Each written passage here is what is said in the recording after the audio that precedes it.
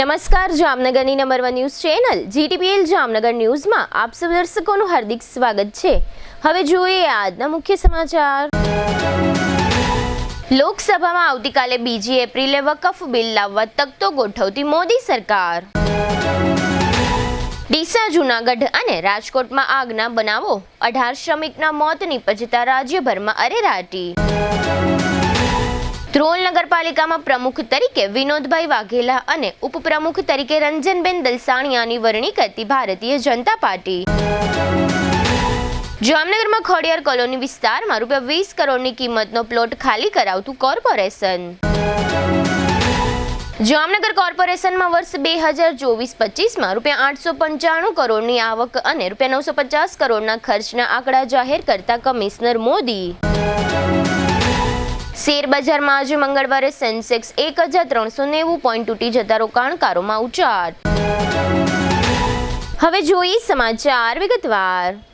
વકફ સંશોધન બિલ આવતીકાલે 2 એપ્રિલે બુધવારે લોકસભામાં રજૂ કરવામાં આવશે। બિલ પર ચર્ચા માટે 12 કલાકના સમયની માંગ કરવામાં આવી હતી, જોકે છેવટે ચર્ચા માટે 8 કલાકનો સમય નક્કી કરવામાં આવ્યો છે। પ્રશ્નકાળ બાદ બિલ પર ચર્ચા શરૂ થશે।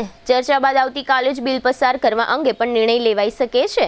અત્રે ઉલ્લેખનીય છે કે 1954માં સંસદમાં બિલ પસાર થયા બાદ વકફ બોર્ડ અસ્તિત્વમાં આવ્યું હતું। 1955માં દરેક રાજ્યમાં વકફ બોર્ડ માટે કાયદો બનાવવામાં આવ્યો હતો। ત્યાર પછીના 9 વર્ષે 1964માં કેન્દ્રીય વકફ પરિષદની રચના કરાઈ હતી અને તે પછી 1995માં પહેલીવાર વકફ એક્ટમાં ફેરબદલ કરવામાં આવ્યા હતા। અત્રે એ પણ ઉલ્લેખનીય છે કે અત્યારે સમગ્ર ભારતમાં જુદા જુદા રાજ્યોમાં થઈને કુલ 32 વકફ બોર્ડ છે। નોંધનીય છે કે અગાઉ વકફ બિલ તૈયાર કરવામાં આવ્યું હતું, બાદમાં તેને વિસ્તૃત ચર્ચા માટે JPCમાં મોકલવામાં આવ્યું હતું। JPCમાં પક્ષ અને વિપક્ષના નેતાઓની ચર્ચા બાદ બિલમાં સુધારા વધારા કરવા માટે ભલામણ કરવામાં આવી હતી, જે બાદ કેન્દ્રીય કેબિનેટ દ્વારા નવા બિલને મંજૂરી આપવામાં આવી હતી। વિપક્ષ દ્વારા કેન્દ્ર સરકારના વકફ સંશોધન બિલનો સખત વિરોધ કરવામાં આવી રહ્યો છે। બીજી તરફ મોદી સરકારનો દાવો છે કે ભાજપના તમામ સાથી પક્ષો પણ બિલને સમર્થન આપશે।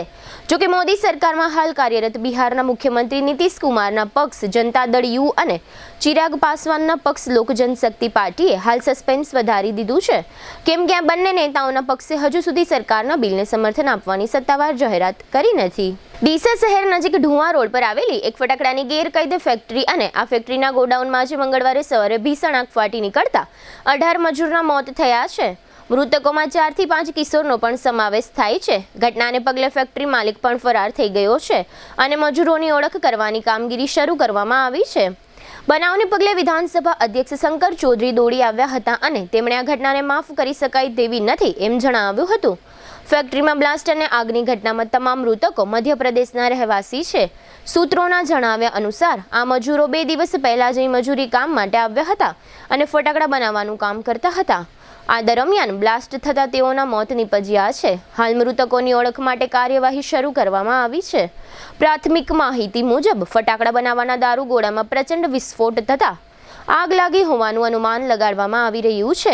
વિસ્ફોટ એટલો પ્રચંડ હતો કે બાજુમાં આવેલું ગોડાઉન ધરાશાયી થતા 200 મીટર દૂર સુધી કાટમાળ ફેલાયો હતો। વિસ્ફોટ એટલો પ્રચંડ હતો કે બાજુમાં આવેલું ગોડાઉન ધરાશાયી થતા 200 મીટર દૂર સુધી કાટમાળ ફેલાયો હતો, જ્યારે મજૂરોના માનવ અંગો પણ દૂર દૂર સુધી ફેંકાયા હતા। આ ઘટનાની જાણ થતાં જ ડીસા નગરપાલિકાના ફાયર ફાઇટરો અને 108 એમ્બ્યુલન્સ તાત્કાલિક ઘટના સ્થળે પહોંચી ગયા હતા।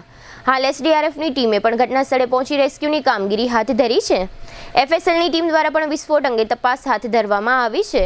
અત્રે ઉલ્લેખનીય છે કે આ ગેરકાયદે ફેક્ટરી દીપક ટ્રેડર્સના નામથી ધમધમતી હતી અને તેના માલિકનું નામ ખૂબચંદ સિંધી હોવાનું જાહેર થયું છે। જોકે આ શખ્સ હાલમાં ધરપકડની બીકે ભાગી ગયો છે। આ ગેરકાયદે ફટાકડા ફેક્ટરી અત્યાર સુધી ધમધમતી રહી તે દરમિયાન સ્થાનિક તંત્રોએ દાખવેલી બેદરકારી ઉઘાડી પડી ગઈ છે અને તંત્રોની આ બેદરકારીને કારણે 18 જિંદગીનો ભોગ લેવાઈ ગયાની અતિ કરુણ ઘટના બનવા પામી છે। ગુજરાતમાં દિવસે ને દિવસે આગની ઘટનાઓ વધતી જાય છે, ત્યારે આજે સવારે જૂનાગઢના દોલતપરા વિસ્તારની GIDCમાં બારદાનના ગોડાઉનમાં ભીષણ આગ લાગવાની ઘટના સામે આવી હતી। બારદાનના ગોડાઉનમાં આગ લાગ્યાની જાણ ફાયર વિભાગને કરતા ફાયર વિભાગ તાત્કાલિક ઘટના સ્થળે પહોંચ્યું હતું અને કલાકો સુધી પાણીનો મારો ચલાવીને આગ પર કાબુ મેળવ્યો હતો। બારદાનના ગોડાઉનમાં આગની ઘટનાથી આસપાસના વિસ્તારોમાં ધુમાડાના ગોટે ગોટા જોવા મળ્યા હતા। જૂનાગઢ મહાનગરપાલિકાના ફાયર વિભાગની 2 ટીમ બારદાનના ગોડાઉન ખાતે પહોંચી હતી। ફાયર વિભાગના ચીફ ઓફિસર સહિતનો કાફલો ગોડાઉન ખાતે આગ પર કાબુ મેળવવાના પ્રયાસો શરૂ કર્યા હતા। કલાકો બાદ માંડ આગ કાબૂમાં આવી હતી. અત્રે ઉલ્લેખનીય છે કે એમ માનવામાં આવે છે આ આગમાં અંદાજે 2.5 કરોડ રૂપિયાની કિંમતના બારદાન સળગી ચૂક્યા છે. અત્રે એ પણ ઉલ્લેખનીય છે કે 4 દિવસ પહેલા જૂનાગઢમાં મગફળીનું ₹1,000 કરોડનું કૌભાંડ જાહેર થયું હતું. ત્યારબાદ લાગેલી આ આગને લોકો શંકાની દ્રષ્ટિથી જોઈ રહ્યા છે. રાજ્યમાં અવારનવાર આગ લાગવાની ઘટના સામે આવી છે. રાજકોટમાં સાબુ બનાવતી કંપનીમાં ભીષણ આગ લાગી છે. નવા ગામમાં આવેલી JK કોટેજ કંપનીમાં આગ લાગી છે. ભીષણ આગને પગલે નાસભાગ સર્જાઈ હતી. કંપનીમાં આગ લાગતા આસપાસના વિસ્તારોમાં અફરાતફરીનો માહોલ જોવા મળ્યો હતો તેમજ દૂર સુધી ધુમાડાના ગોટા જોવા મળતા હતા. આગને કારણે ફેક્ટરીમાં બ્લાસ્ટ થઈ રહ્યા છે. ફાયર બ્રિગેડ અને પોલીસનો કાફલો ઘટના સ્થળે પહોંચ્યા હતા. ફાયર વિભાગ દ્વારા મેજર કોલ જાહેર કર્યો છે. ફેક્ટરીમાં મોટા પાયે જ્વલનશીલ કેમિકલ હોવાની શંકા છે. કેમિકલનો જથ્થો રોડ સુધી ધસી આવતા આગ વિકરાળ બની હતી.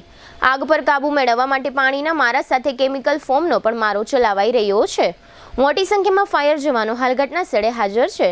દુર્ઘટનામાં હાલ કોઈ જાનહાનિના કે ઈજાગ્રસ્તના સમાચાર હાલ પ્રાપ્ત થયા નથી. પરંતુ આ ઘટના અંગે અનેક સવાલો ઉઠી રહ્યા છે કે શું આગ પર કાબુ મેળવવાના સાધનો ફેક્ટરીમાં હતા કે નહીં. અહીં પ્રશ્ન એ પણ છે કે એક સાબુ બનાવતી ફેક્ટરીમાં આટલી મોટી માત્રામાં જ્વલનશીલ કેમિકલ ક્યાંથી આવ્યું. જોકે ફાયર વિભાગના કર્મચારીઓની ભારે જહેમત બાદ આગ પર કાબુ મેળવાયો છે. હવે લઈશું નાનકડો વિરામ બાદ જોશું ધ્રોલ પાલિકાના નવનિયુક્ત પદાધિકારીઓ. GTPL જામનગર ન્યૂઝની વિશેષ મુલાકાત. જામનગરમાં દબાણ હટાવ ઓપરેશન અને કમિશનરની પત્રકાર પરિષદ. જોતા રહેશો જામનગરની number 1 news channel GTPL Jamnagar news. Jamnagar મહાનગરપાલિકા હસ્તકની આવાસ યોજનામાં બાકી રહેલ 87 ફ્લેટમાં આપનો એક ફ્લેટ બુકિંગ કરાવવાની સુવર્ણ તક. મુખ્યમંત્રી ગૃહ યોજના EWS પ્રકારના એક બેડરૂમ હોલ કિચન, કિંમત 3 લાખ, મેન્ટેનન્સ ડિપોઝિટ 30,000. સ્થળ વામ્બે આવાસની બાજુમાં. મુખ્યમંત્રી ગૃહ યોજના LIG એક પ્રકારના એક બેડરૂમ હોલ કિચન, કિંમત 7.5 લાખ, મેન્ટેનન્સ ડિપોઝિટ 35,000. સ્થળ MP શાહ ઉદ્યોગનગરની પાછળ. પ્રધાનમંત્રી આવાસ યોજના EWS એક પ્રકારના એક બેડરૂમ હોલ કિચન, કિંમત 3 લાખ, મેન્ટેનન્સ ડિપોઝિટ 30,000. અને પ્રધાનમંત્રી આવાસ યોજના EWS 2 પ્રકારના 2 બેડરૂમ હોલ કિચન, કિંમત 5.5 લાખ, મેન્ટેનન્સ ડિપોઝિટ 20,000. સ્થળ બેડી રેલવે ઓવરબ્રિજ પાસે. આવાસ યોજનામાં પીવાનું પાણી, લાઇટિંગ, ભૂગર્ભ ગટર, આંતરિક રસ્તાઓ, garden, children play area, automatic lift તેમજ ફાયર સેફટીની સુવિધા સાથેના રહેવા માટેના આવાસો તૈયાર છે. વાર્ષિક આવક 1 લાખથી 3 લાખ સુધી ધરાવતા અરજદારો જ આ આવાસ યોજનામાં ભાગ લઈ શકશે. ફોર્મ મેળવવાનું તથા પરત કરવાનું સ્થળ HDFC bank park colony, joggers પાર્કની સામે. અરજી કરવાની છેલ્લી તારીખ 31/3/2025. અરજી ફોર્મ ભરવા તેમજ અન્ય કોઈ માર્ગદર્શન માટે હાઉસિંગ સેલ શાખા, 4થો માળ, જામનગર મહાનગરપાલિકા કચેરી, જામનગર. જામનગર શહેર હવે મેટ્રો સિટીની હરીફાઈમાં જામનગરનું ગૌરવ કરી શકાય તેવા JCR ધ એન્ટરટેનમેન્ટ વર્લ્ડમાં એક નવું નજરાણું Elite by JCR multibrand family showroom. જામનગરના સૌપ્રથમ 12,000 સ્ક્વેર ફૂટ જેવી વિશાળ જગ્યામાં મલ્ટીબ્રાન્ડ શોરૂમ. આ ભવ્ય અને દિવ્ય શોરૂમમાં 50થી વધુ ઇન્ટરનેશનલ બ્રાન્ડના રેડીમેડ વસ્ત્રોનો ડિસ્પ્લે, મેન્સવેર, લેડીઝવેર, બોયઝ અને ગર્લ્સના રેડીમેડ કપડામાં વિશાળ રેન્જ. બ્રાન્ડેડ કંપનીમાં Levi's, Spykar, Biba, Rangriti, UCB kids, Blackberry, Park Avenue, Colour Plus, Manyavar, ઝિલિયન, Only, Global Republic, Jack and Jones, Mukti, Flying Machine, Being Human, વોય, Basic, Crimson Club, Pepe, Monte Carlo, Deal Jeans, Recap, Fab India, રેઝી, B&D, Rookie USA સહિતના branded વસ્ત્રો હાજર સ્ટોકમાં ઉપલબ્ધ. અમારા શોરૂમમાં ઇકોનોમિક અને પ્રીમિયમ રેન્જ પણ જોવા મળશે. આજે જ ધ JCR એન્ટરટેનમેન્ટ વર્લ્ડ ખાતે પધારી મનોરંજનની સાથે શોપિંગ કરવાનો પણ લાવો મેળવો. Elite by JCR multibrand family showroom, Theba ચોકડી, જામખંભાળિયા હાઈવે, જામનગર. મોબાઈલ 999 86 વિરામ બાદ આપ સર્વે દર્શકોનું ફરી સ્વાગત છે. હવે જોઈએ સમાચાર વિગતવાર. જામનગર જિલ્લાની ધ્રોલ નગરપાલિકાની ચૂંટણી તાજેતરમાં યોજાઈ હતી. આશરે 25,000 મતદારો ધરાવતી ધ્રોલ નગરપાલિકાના 7 વોર્ડમાં કુલ 28 બેઠક છે. આ 28 બેઠક પૈકી 19 બેઠક પર ભાજપાના ઉમેદવારોનો તથા 8 બેઠક પર કોંગ્રેસના ઉમેદવારોનો અને 1 બેઠક પર અપક્ષનો વિજય થયો છે. અત્રે ઉલ્લેખનીય છે કે 2007 થી 2022 સુધી ધ્રોલ નગરપાલિકામાં સતત ભાજપાનું શાસન રહ્યું છે. 2022 થી 2025 દરમિયાન સરકારે અહીં ચીફ ઓફિસરને વહીવટદાર તરીકે સત્તાઓ આપી હતી. ત્યારબાદ તાજેતરમાં થયેલી ચૂંટણીમાં ફરીથી ભાજપાનું શાસન આવ્યું છે. પ્રમુખ, ઉપપ્રમુખ અને કારોબારી ચેરમેનની વરણી આજે 1 એપ્રિલે કરવામાં આવી છે. જે અનુસંધાને GTPL જામનગર ન્યૂઝ દ્વારા આજે આ સમગ્ર પ્રક્રિયાનું વિશેષ કવરેજ કરવામાં આવ્યું હતું. ધ્રોલ નગરપાલિકાના પ્રમુખ તરીકે વિનોદભાઈ ટપુભાઈ વાઘેલાની નિયુક્તિ થઈ છે. વિનોદભાઈ દિવ્યાંગ છે અને છેલ્લી 3 ટર્મથી પાલિકાના સદસ્ય તરીકે વિજયી થઈ રહ્યા છે. આ ઉપરાંત પાલિકામાં ઉપપ્રમુખ તરીકે ભારતીય જનતા પાર્ટીએ રંજનબેન ગોવિંદભાઈ દલસાણીયાની પસંદગી કરી છે. તેઓ 2 ટર્મથી વિજયી થઈ રહ્યા છે. આ ઉપરાંત કારોબારી ચેરમેન તરીકે સુરેશભાઈ ગોસાઈની વરણી થઈ છે. આજે મંગળવારે બપોરે ભારતીય જનતા પાર્ટીના આગેવાનો અને સેંકડો કાર્યકર્તાઓએ આ નવા વરાયેલા પદાધિકારીઓને અભિનંદન પાઠવ્યા હતા અને ફૂલહારથી તેઓનું સ્વાગત સન્માન કર્યું હતું. આ તકે GTPL જામનગર ન્યૂઝના મેનેજિંગ એડિટર જયેશભાઈ રૂપારેલિયા દ્વારા આ વિસ્તારના ધારાસભ્ય મેઘજીભાઈ ચાવડા અને ધ્રોલ શહેરના વોર્ડ નંબર 7માં ભારતીય જનતા પાર્ટીના માત્ર 21 વર્ષની નાની ઉંમરે મહિલા સદસ્ય તરીકે ચૂંટાયેલા MBBSના છાત્રા ઈલા બાંભવા સાથે આ ચૂંટણી સંબંધે વિશેષ વાતચીત કરી હતી. આ તકે GTPL જામનગર ન્યૂઝના મેનેજિંગ એડિટર જયેશભાઈ રૂપારેલિયાએ બીજેપીના ધારાસભ્ય મેઘજીભાઈ ચાવડા અને પાલિકાના સદસ્ય ઈલા બાંભવા સાથે જે વિશેષ વાતચીત કરી હતી તેના મુખ્ય અંશો અત્રે પ્રસ્તુત છે. GTPL જામનગર ન્યૂઝમાં તમામ દર્શકોનું સ્વાગત છે. આજે અમે લોકો ધ્રોલ નગરપાલિકાની કચેરી ખાતે આવ્યા છે અને ખાસ કરીને અહીંયા એક ચૂંટણી હતી. ખાસ કરીને પ્રમુખ, ઉપપ્રમુખ અને કારોબારી ચેરમેનની ચૂંટણી હતી અને એમાં ભારતીય જનતા પાર્ટીએ જે પ્રમુખ તરીકે વાત કરી તો જાહેર કરી છે એવા વિનોદભાઈ ટપ્પુભાઈ વાઘેલા નામના વ્યક્તિને જાહેર કરી છે. ખાસ કરીને દિવ્યાંગ છે, 80% દિવ્યાંગ છે અને એને આ બાબતનો એક ચાન્સ આપ્યો છે પ્રમુખ તરીકેનો. અને ઉપપ્રમુખ તરીકેની વાત કરીએ તો રંજનબેન ગોવિંદભાઈ દલસાણીયા, આ બંને લોકોને પ્રમુખ ઉપપ્રમુખ તરીકે વરણી થઈ છે. અને ખાસ કરીને કારોબારી ચેરમેનની વાત કરીએ તો સુરેશભાઈ ગોસાઈ. આ 3 મુખ્ય લોકો જે હોય ધ્રોલ નગરપાલિકામાં આ લોકોની વરણી કરવામાં આવી છે. અને ખાસ કરીને ભારતીય જનતા પાર્ટીના ટેકેદારો પણ અહીં ઉપસ્થિત છે અને આપણી સાથે પ્રમુખ પણ જોડાયેલા છે, વિનોદભાઈ ટપ્પુભાઈ વાઘેલા. તમને આજે દિવ્યાંગ છો, તમે ભારતીય જનતા પાર્ટીમાં લગભગ તમે ઘણા વર્ષોથી એટલે કે બીજી ટર્મથી આ વર્ક ચૂંટાઈ આવ્યો છો. શું કહેશો આ બાબતે? ભારતીય જનતા પાર્ટી તમને ચાન્સ આપ્યો છે. એક વાત છે કે ભારતીય જનતા પાર્ટી કે સક્રિય સભ્ય હોય તો બધાને ચાન્સ આપે, કે કેટેગરી કે સમાજ કે કોઈ વસ્તુ જોતી છે નહીં કાંઈ. ટૂંકમાં જે છે કામ સક્રિય સભ્ય હોય ને અમને વિશ્વાસ મેળવ્યો છે મારી ઉપર કે અનુસૂચિત જાતિ SC અનામત હતી પુરુષ જનરલમાં, તો મને તક આપી છે તો એ તકને હું નિભાવીશ. ખાસ કરીને શું ધ્રોલમાં શું વિકાસ ઘટે છે ને હવે શું કરવા માગો છો? રોડ, રસ્તા, ગટર, પાણી, સ્ટ્રીટ લાઇટ, જે ઘટતું વસ્તુ પૂરેપૂરી. શું ધારો કે તમે તો પ્રમુખ તરીકે અત્યારે આજે જ પહેલો દિવસ છે તમારો, તો તમે કાંઈ એવું વિચાર્યું છે કે ધ્રોલ માટે આપણે સારું કામ કંઈક કરશું? હા, બગીચા છે, પછી આપણે જે સફાઈનું જે થોડુંક એ બધું. એટલે આ રીતે તમે જોયું કે આજે પહેલો દિવસ છે એટલે થોડીક મર્યાદા હોય, પણ આ રીતે થોડાક વિનર થઈ ગયા છે. લોકોમાં ભારતીય જનતા પાર્ટીમાં કાર્યકર્તાઓ પણ એટલો જ જોવા મળે છે. આજે ધ્રોલ નગરપાલિકાના હોદ્દેદારોની ચૂંટણી હતી અને ખાસ કરીને ભારતીય જનતા પાર્ટીએ વિનોદભાઈ ટપ્પુભાઈ વાઘેલાને પ્રમુખ તરીકે વરણી કરી છે. અને ખાસ કરીને ધ્રોલની વાત કરીએ તો ભારતીય જનતા પાર્ટીનો અહીંયા જમાવડો છે, એટલે કે એના તરફી વોટરો છે અને ખાસ કરીને એના ધારાસભ્ય છે એવા ધ્રોલના એવા મેઘજીભાઈ પણ આ બાબતમાં ચિંતા કરે છે અને ચૂંટણી ટાઈમે પણ એટલા જ એક્ટિવ હતા. તો આપણી સાથે મેઘજીભાઈ ધારાસભ્ય આપણે જોડાયેલા છે. આપણે એમને પૂછ્યું કે સાહેબ, જે પ્રમાણે આજે 80% દિવ્યાંગ છે વિનોદભાઈ વાઘેલા, એને તમે આજે નિમણૂક કરી છે ભારતીય જનતા પાર્ટીએ, શું કહેશો આપ? અમારા ભારતીય જનતા પાર્ટી શીર્ષ નેતૃત્વ અમારા 19 ઉમેદવાર છે ને એને લાયક હતા, પરંતુ 19માંથી વિનુભાઈને આપ્યું છે. તો આજે અત્યારે નગરપાલિકાની જવાબદારી એવી આપી છે. ઉપપ્રમુખ તરીકે અમારા રંજનભાઈ દલસાણીયાને પણ આપી છે. ભારતીય જનતા પાર્ટીની અંદર અમારા પાર્ટી મહાન હોય છે, વ્યક્તિ મહાન હોતું નથી. અને અંતે પ્રજાના હિત માટે કામ કરતા કાર્યકર્તાઓ છીએ અમારે. એટલે જે પણ થાય એ પ્રજાના હિત માટે કામ કરતા લોકો છીએ અમારે. ખાસ કરીને ધ્રોલની અંદર શું ઘટે છે કે જે નવા પ્રમુખ છે એ બાબતની વાતમાં આગળ વધશે?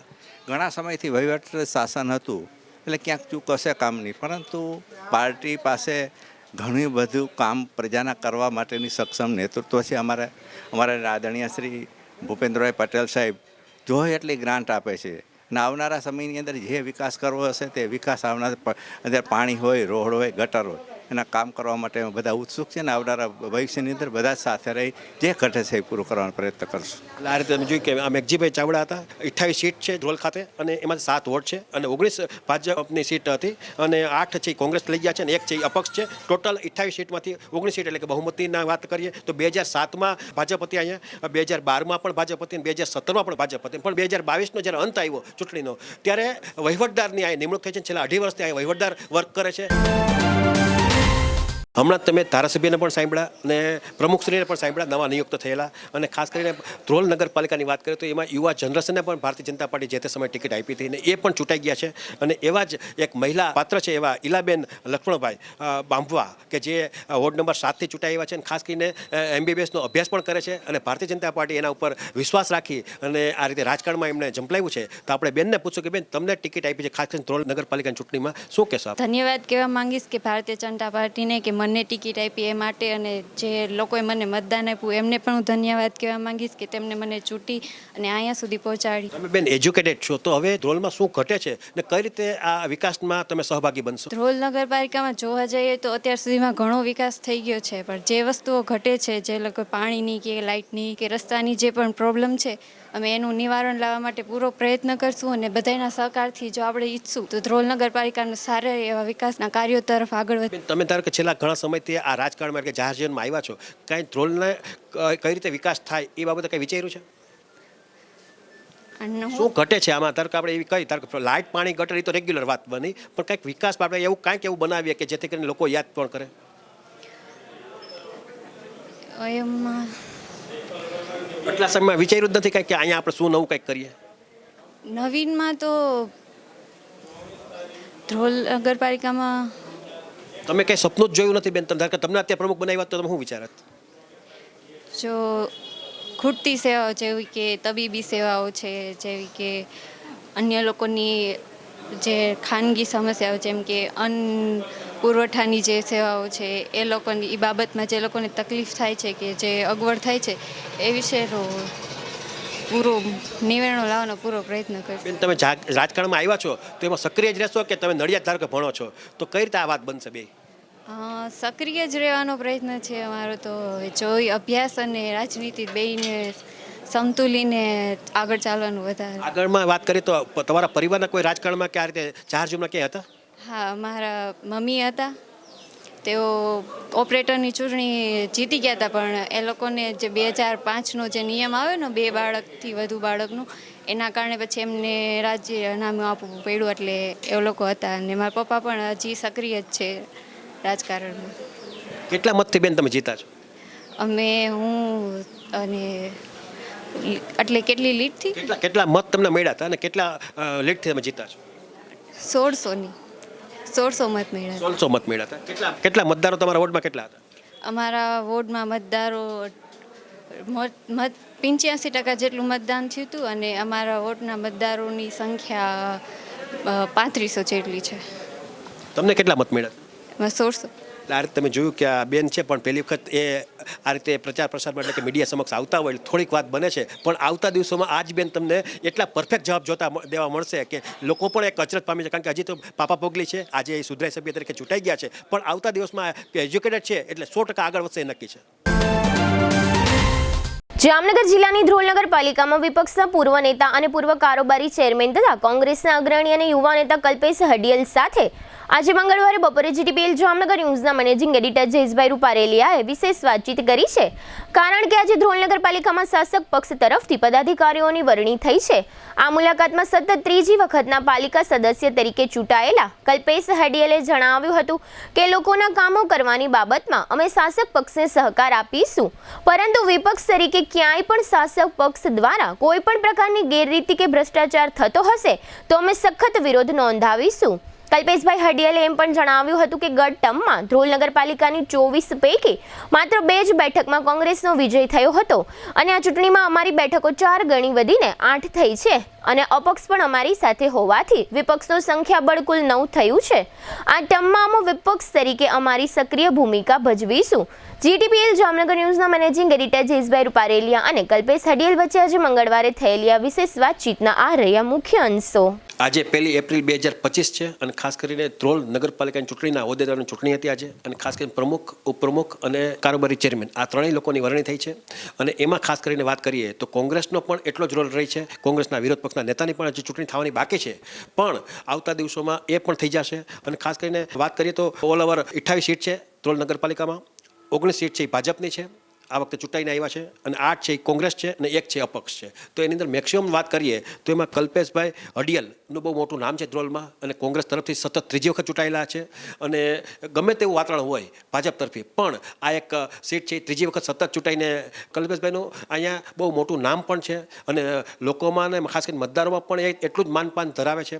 અને વિરોધ પક્ષના નેતાની વાત કરીએ તો પૂર્વ વિરોધ પક્ષના નેતા પણ રહી ગયા છે, કારોબારી ચેરમેન પણ રહી ગયા છે. તો આજની ચૂંટણીમાં પણ એમને જનરલ બોર્ડની આખી બેઠક હતી, એમાં એમની હાજરી પણ હતી. એટલા બધા એક્ટિવ કાર્યકર્તા છે, લોકોનો મતદારોનો એટલો બધો વિશ્વાસ પણ જીતા છે. એટલે ખાસ કરીને જો ભારતીય જનતા પાર્ટી કોઈને ડરતું હોય તો એક માત્ર કલ્પેશભાઈ અડિયલથી જ ડરે છે કે ભાઈ એ જો કાંઈ પણ નાની મોટી વાત કરશે તો એનું મતદારો પણ એટલું જ માન રાખશે.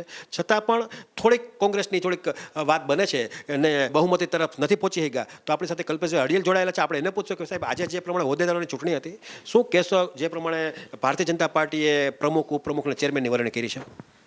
પહેલાં તો 100% વિરોધ પક્ષ છે એનો વિરોધ પક્ષ તરીકે કામ કરશે. અમારું કામ વિરોધ કરવાનું નથી, પરંતુ લોકોના જ્યાં કાર્ય ન થતા હોય, ત્યાં ભ્રષ્ટાચાર થતા હોય, ખોટા કાર્ય થતા હોય, એને વિરોધ કરવાનું છે, એને પબ્લિક સમક્ષ અમારું બહાર લેવાનું છે.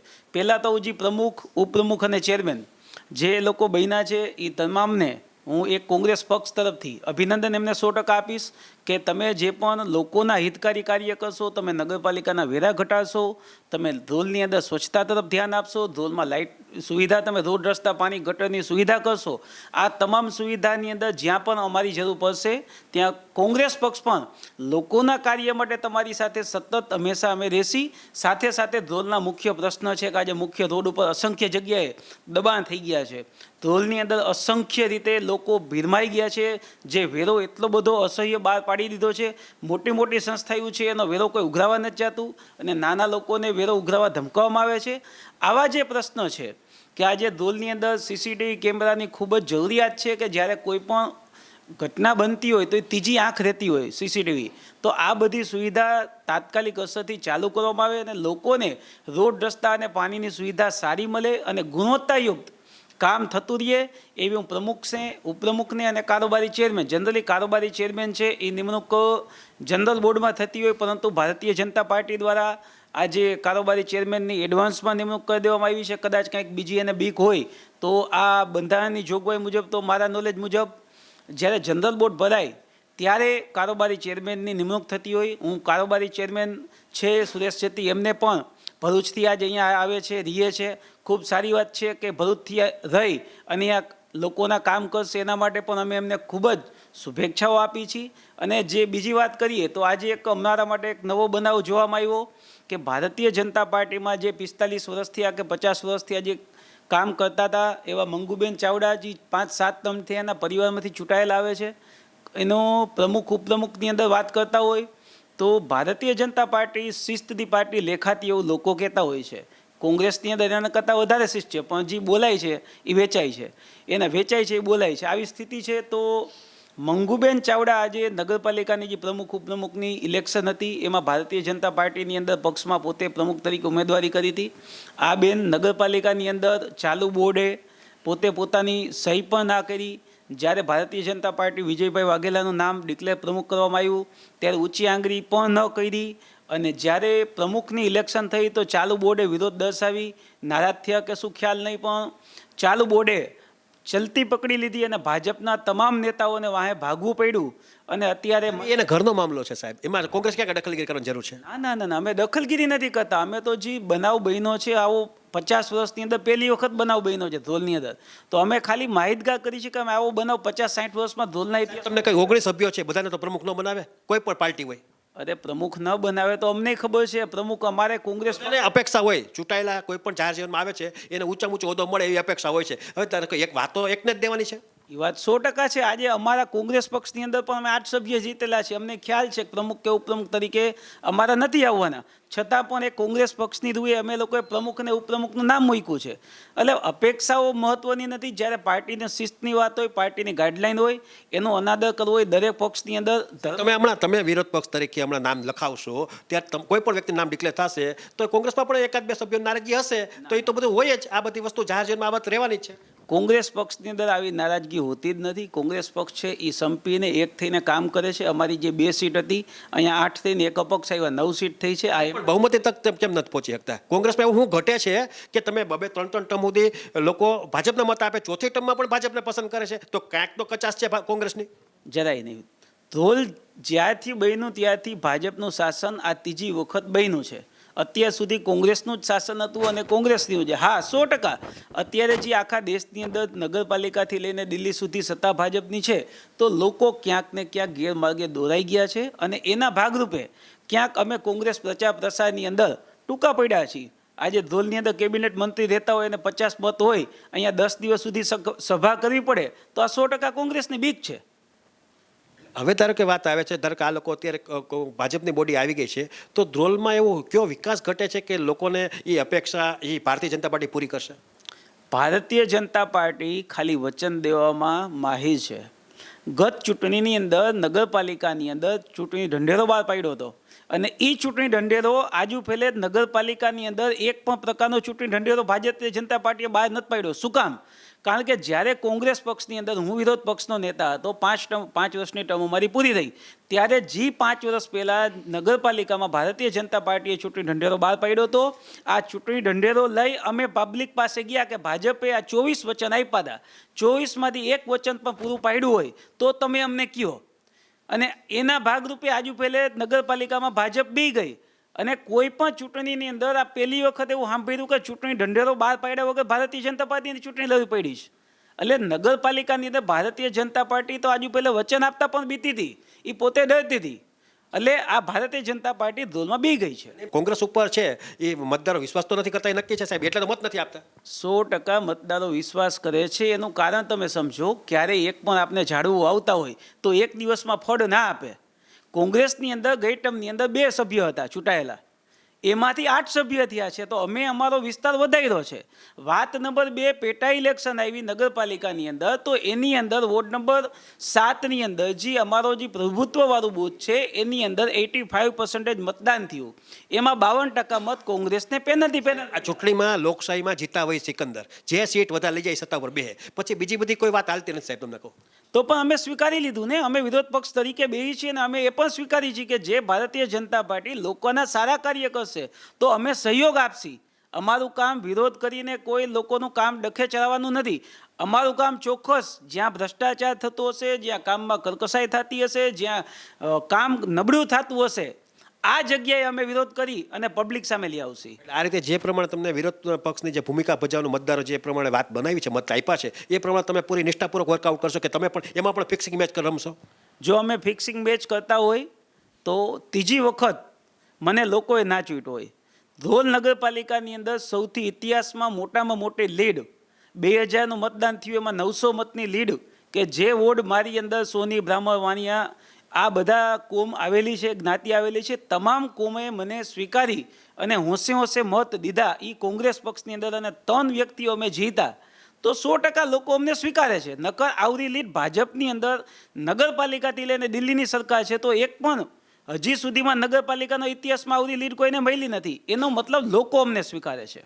આ રીતે તમે જોયા કલ્પેશભાઈ અડેલ હતા, એજ્યુકેટેડ છે, એન્જિનિયર પણ છે. ધ્રોલ નગરપાલિકાના જે વિસ્તારમાં જે મતદારો છે એનો વિશ્વાસ પણ એટલો ઊભો કર્યો છે.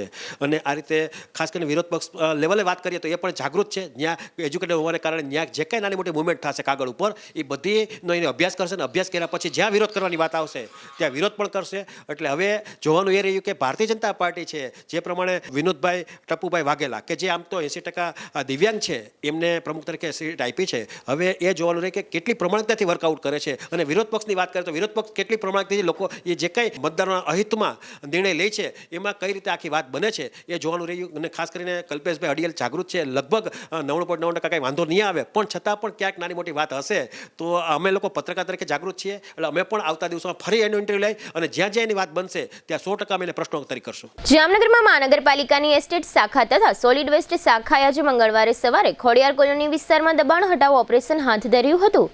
80 ફૂટ રોડની નજીક કેટલાક માલધારીઓએ કોર્પોરેશનની જગ્યા પર વર્ષોથી કબજો કરી લીધો હતો. કોર્પોરેશનના જણાવ્યા પ્રમાણે આ જગ્યાની બજાર કિંમત ₹20.50 કરોડ જેટલી ગણવામાં આવે છે. કરોડોની કિંમત આ જગ્યા પર માલધારીઓ અત્યાર સુધી ઢોર બાંધતા હતા. કોર્પોરેશને હવે આ જગ્યા ખાલી કરાવી છે. આ દબાણ હટાવ કામગીરી સમયે પોલીસ બંદોબસ્ત રાખવામાં આવ્યો હતો.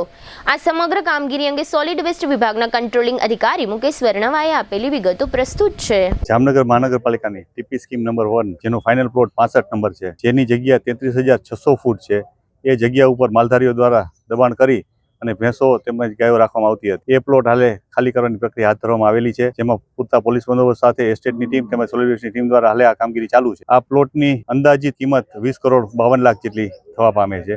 આ પ્લોટ આજરોજ ખાલી કરવામાં આવનાર. જામનગર મહાનગરપાલિકામાં આજે મંગળવારે કમિશનરની આગેવાનીમાં એક પત્રકાર પરિષદ યોજવામાં આવી હતી.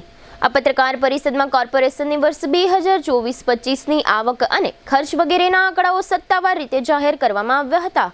આ પત્રકાર પરિષદમાં deputy commissioner Devendrasinh Zala, tax વિભાગના આસિસ્ટન્ટ કમિશનર જિગ્નેશ નિર્મળ અને સિટી ઇજનેર ભાવેશ જાની ઉપસ્થિત રહ્યા હતા. મહાનગરપાલિકાએ જાહેર કર્યું છે કે હાઉસ ટેક્સની 156 કરોડની આવક થઈ છે. પાણી ચાર્જની ₹31.11 કરોડની આવક થઈ છે. આ ઉપરાંત રેવન્યુ ગ્રાન્ટની આવક અને ખર્ચ સહિતની વિગતો પત્રકારો સમક્ષ કમિશનર દ્વારા આપવામાં આવી હતી, જે અત્રે પ્રસ્તુત છે. ગતરોજ પૂર્ણ થયેલ ફાઇનાન્શિયલ યર એટલે કે 2024-25ના ફાઇનાન્શિયલ યરમાં પ્રોપર્ટી ટેક્સના આંકડાની આપણે વાત જો કરીએ તો ગયા વર્ષે 31 માર્ચ અંતિત ટેક્સનો આંકડો 123 કરોડ હતો. એની સામે આ વર્ષે આશરે 157 કરોડની રિકવરી થઈ છે, જે આશરે 27 થી 28% જેટલો વધારો સૂચવે છે. ઓવરઓલ પણ તમામ પ્રકારના વેરાઓમાં વત્તા ઓછા અંશે સારી એવી આવક થયેલ છે અને જામનગરની જાગૃત જનતાએ આ વર્ષે આપણને ખૂબ સારો સહયોગ આપેલ છે. જે લોકોએ ટેક્સ ભર્યા છે એ સૌનો આ તબક્કે હું આભાર માનું છું અને હજુ પણ જે લોકોએ ટેક્સ નથી ભર્યા એ લોકોને મારી અનુરોધ અને વિનંતી છે કે આગામી સમયમાં ટેક્સ ભરી દેવા, કે જેથી આપને વ્યાજનો પણ સામનો ના કરવો પડે, ઓછો વ્યાજ ભરવું પડે અને સખ્તીના પગલાઓનો પણ આપને તકલીફ કોઈ ન પડે એવી અમારી વિનંતી છે. આશરે 27-28% જેવો વધારો છે. ગયા વર્ષે 123 કરોડ હતું, જે આ વખતે 157 કરોડ છે. હવે લઈશું નાનકડું વિરામ બાદ જોશું મડાનું રિકન્સ્ટ્રક્શન અને નવા નાગના ગામના પોક્સો કેસ સહિતના સમાચારો. જોતા રહેશો જામનગરની number 1 news channel GTPL Jamnagar news.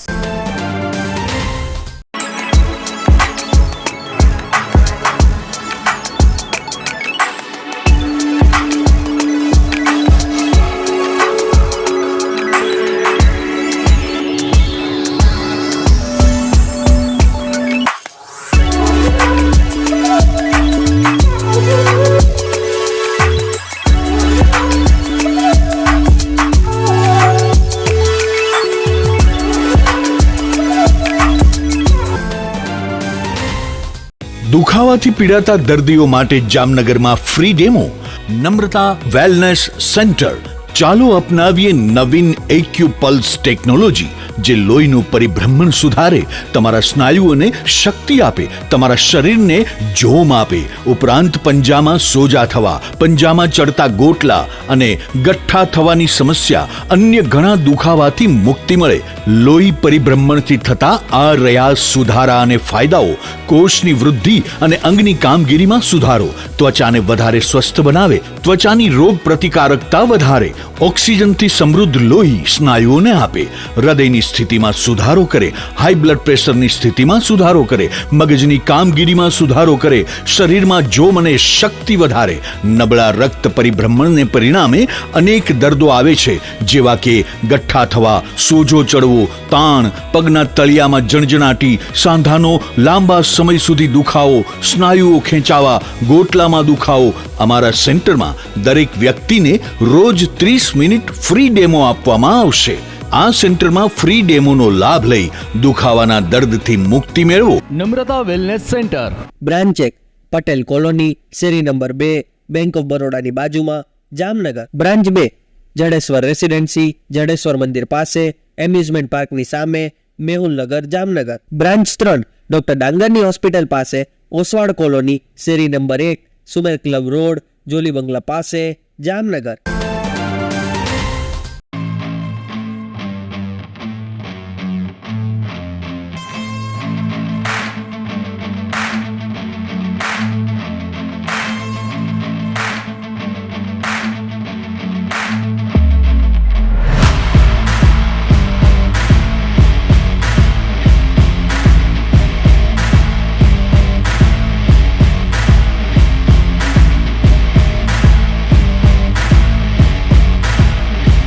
વિરામ બાદ આપ સર્વે દર્શકોનું ફરી સ્વાગત છે. હવે જોઈએ સમાચાર વિગતવાર.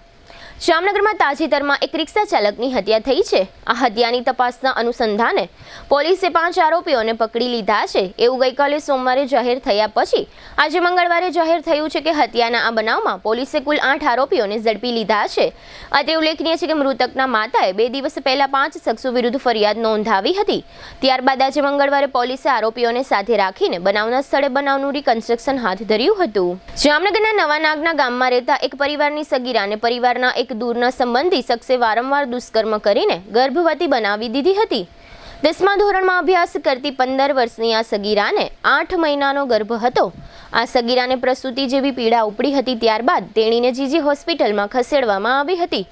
જોકે આ સગીરાએ મૃત બાળકને જન્મ આપ્યો છે. તે દરમિયાન આ દુષ્કર્મ આચરનાર શખ્સ વિરુદ્ધ પોક્સોની કલમો હેઠળ ગુનો દાખલ કરવામાં આવ્યો હતો અને એવું પણ જાહેર થયું છે કે આ શખ્સે રેલવે ટ્રેક પર આપઘાતનો પ્રયાસ પણ કર્યો હતો. આ શખ્સની ઈજાઓને કારણે જીજી હોસ્પિટલમાં સારવાર માટે ખસેડવામાં આવ્યો છે. આ સમગ્ર મામલો બેડી મરીન પોલીસ સ્ટેશનમાં નોંધાયેલો છે, જેના વિશે સિટી ડીવાયએસપી જયવીરસિંહ ઝાલાએ આપેલી વિગતો પ્રસ્તુત છે. બેડી મરીન પોલીસ સ્ટેશન વિસ્તારના નવા નાગના ગામમાં એક પોક્સોની ફરિયાદ આવેલી છે, જેમાં બનાવની વિગત એવી છે કે જે ગામના ફરિયાદી છે એમના સગીર વયની દીકરી છે જેની ઉંમર આશરે 15 વર્ષ જેટલી છે. તેમનામાં એક આરોપીનું નામ છે રવિ નાથાભાઈ નકુમ.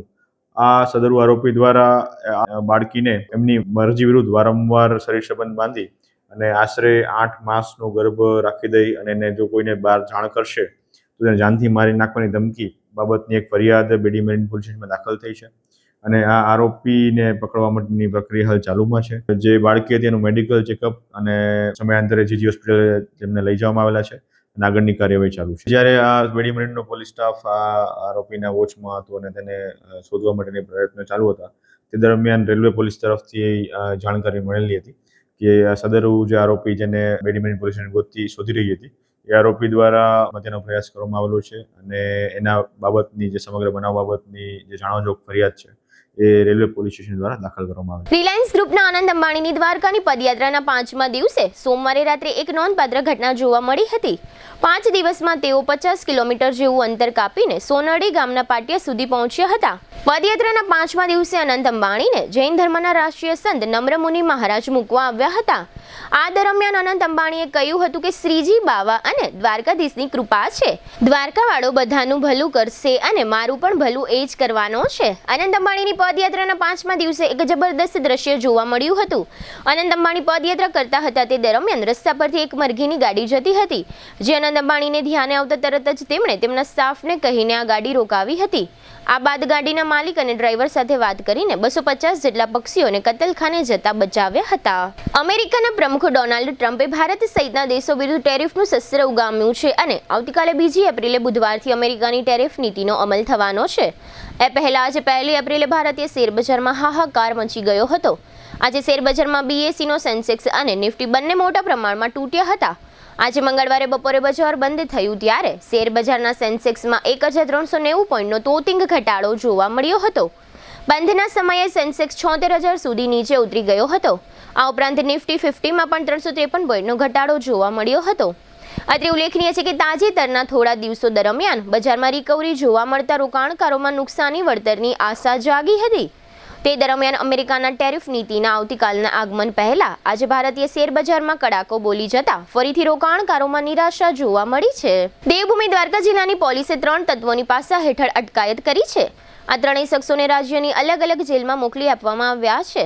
પાસાનું વોરંટ જિલ્લા મેજિસ્ટ્રેટ એટલે કે કલેક્ટર દ્વારા ઇસ્યુ થતું હોય છે. આ વોરંટની બજવણી પોલીસે કરવાની હોય છે. જો કે આ પ્રકારના શખ્સો વિરુદ્ધ પાસાની દરખાસ્ત પોલીસે તૈયાર કરી કલેક્ટર સમક્ષ મૂકવાની હોય છે.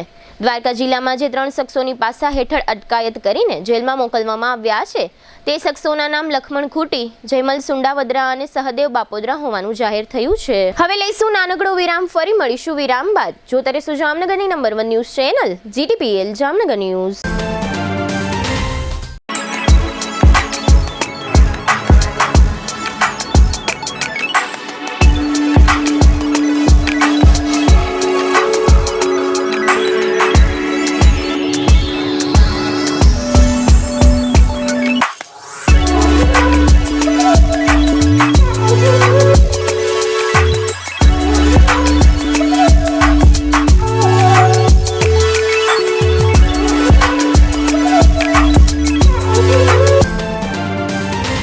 વિરામ બાદ આપ સર્વે દર્શકોનું ફરી સ્વાગત છે. હવે જોઈએ હાલાર પંથકની વર્તમાન હલચલ અને આજની અવસાન નોંધ. લાલપુરના હફીઝાબેન કાસમભાઈ ખાકી અને તેમના પુત્ર સહિતના લોકો રીસામણે જામનગર આવેલી પુત્રવધૂને તેડી જવા આવ્યા ત્યારે તેમના પર હુમલો થયાની ફરિયાદ થઈ છે. જામનગરમાં સોનાના ચેનની ચીલ ઝડપ કરવાના મામલે બાવરીવાસ અને દિગ્જામ સર્કલ વિસ્તારના કુલ 3 શખ્સોની ધરપકડ કરવામાં આવી છે. જામનગર શહેરમાં બહુજન સમાજ પાર્ટીના પ્રમુખ તરીકે જ્યોતિબેન ભારવાડિયાની નિમણૂક થઈ છે. દ્વારકાના ટુપણી ગામમાં ચામુંડા પ્રોવિઝન નામની દુકાનમાંથી નશાકારક પીણું ઝડપાતા 3 વિરુદ્ધ ગુનો દાખલ થયો છે. જામનગરના ધવલ દિનેશભાઈ રાઠોડ નામના સોપારીના વેપારી વિરુદ્ધ ચેક પરતની ફરિયાદ થઈ છે. જામનગરમાં સાધના કોલોની વિસ્તારમાં આવેલી આંગણવાડીના પ્રવેશ દ્વાર નજીક ગંદકી અને કચરાનું સામ્રાજ્ય હોવાના ફોટા વાયરલ થયા છે. જામનગર જિલ્લામાં ઘણા સમયથી 16 પશુ દવાખાના બાંધવાની યોજના મંજૂર છે, પરંતુ તેનો અમલ થતો નથી. કાલાવડ તાલુકાના મોટા વડાણામાં રહેતી 36 વર્ષની પરિણીતા સવિતાબેન વિક્રમભાઈ સાડમિયાએ ગળાફાંસો ખાઈ લઈ જિંદગી ટૂંકાવી છે. જામનગરની જીજી હોસ્પિટલમાં ઓનલાઈન કેસ કઢાવવા માટેની સુવિધા આભા પોર્ટલ પર ઉપલબ્ધ કરાવવામાં આવી છે અને રજીસ્ટ્રેશન પછી 60 મિનિટ સુધી આ ટોકન નંબર અમલમાં રહેશે. જામનગરની જીજી હોસ્પિટલમાં હાલમાં કુલ 3 નવા મશીનોનું લોકાર્પણ કરવામાં આવ્યું છે. જામનગર શહેર બીજેપીના પૂર્વ અધ્યક્ષ હસમુખભાઈ હિંડોચાના પ્રયાસોથી આ મશીન મળ્યા છે. વિનોદરાય જયંતિલાલ મહેતાના પત્ની જયશ્રીબેન તે જયદીપભાઈ, લીનાબેન અને કવિતાબેનના માતાનું અવસાન થયું છે. સદગતનું ઉઠમણું બુધવારે સવારે 8:45 વાગ્યે પટેલ કોલોની જૈન ઉપાશ્રયમાં રાખવામાં આવ્યું છે. સુંદરજીભાઈ દેવજીભાઈ સુરેલિયાના 75 વર્ષના પત્ની રમાબેન તે ચેતનભાઈ, સરોજબેન અને અમિતાબેનના માતાનું અવસાન થયું છે. સદગતનું બેસણું ગુરુવારે 4 થી 4:30 વિશ્વકર્મા બાગ ખાતે રાખવામાં આવ્યું છે. મનસુખભાઈ બાબુભાઈ વરાસડાના 79 વર્ષના પત્ની ઉર્મિલાબેન તે હિતેશભાઈ અને ધર્મેશભાઈના માતાનું અવસાન થયું છે. GTPL જામનગર ન્યૂઝમાં ફરી જોઈએ આજના મુખ્ય સમાચાર. લોકસભામાં આવતીકાલે 2 એપ્રિલે વકફ બિલ લાવવા તકતો ગોઠવતી મોદી સરકાર. ડીસા, જૂનાગઢ અને રાજકોટમાં આગના બનાવો, 18 શ્રમિકના મોત નીપજતા રાજ્યભરમાં અરેરાટી. ધ્રોલ નગરપાલિકામાં પ્રમુખ તરીકે વિનોદભાઈ વાઘેલા અને ઉપપ્રમુખ તરીકે રંજનબેન દલસાણિયાની વરણી કરતી ભારતીય જનતા પાર્ટી. જામનગરમાં ખોડિયાર કોલોની વિસ્તારમાં ₹20 કરોડની કિંમતનો પ્લોટ ખાલી કરાવતું કોર્પોરેશન. જામનગર કોર્પોરેશનમાં વર્ષ 2024-25માં ₹895 કરોડની આવક અને ₹950 કરોડના ખર્ચના આંકડા જાહેર કરતા કમિશનર મોદી. શેર બજારમાં આજે મંગળવારે સેન્સેક્સ 1390 પોઈન્ટ તૂટી જતા રોકાણકારોમાં ઉચાટ. આજના સમાચાર પૂર્ણ થયા. ફરી મળીશું આવતીકાલે GTPL જામનગર ન્યૂઝમાં. ત્યાં સુધી અમારી ટીમને રજા આપશો. નમસ્કાર.